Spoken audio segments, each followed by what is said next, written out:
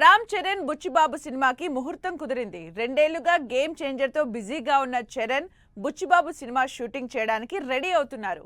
Game changer shooting last stage కి రావడంతో తన నెక్స్ట్ మూవీని పట్టాలెక్కించబోతున్నారు చరణ్.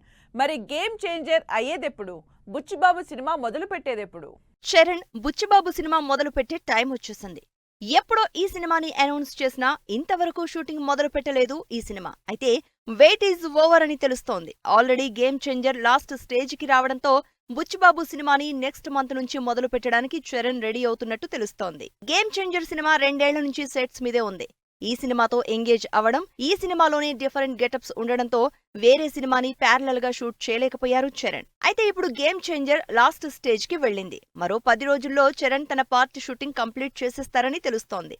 గేమ్ చేంజర్ షూటింగ్ కి మొత్తం నెల రోజులు షూట్ బ్యాలెన్స్ ఉందని, దానిలో చరణ్ పార్ట్ 10 రోజులే కావడంతో ఈ షూట్ కంప్లీట్ చేసి గేమ్ చేంజర్ నుంచి ఫ్రీ అయిపోయి తన నెక్స్ట్ సినిమా పనిలో బిజీ అవ్వబోతున్నారు. బుచ్చిబాబు చరణ్ కాంబినేషన్ లో తెరకెక్కబోతున్న సినిమా మీద ఇప్పటికే హైప్ ఉంది. స్టార్ క్యాస్ట్ తోనే క్రేజ్ క్రియేట్ అయిన ఈ సినిమా ఎప్పుడెప్పుడు సెట్స్ మీదకెళ్తుందా అని వెయిట్ చేస్తున్నారు జనాలు.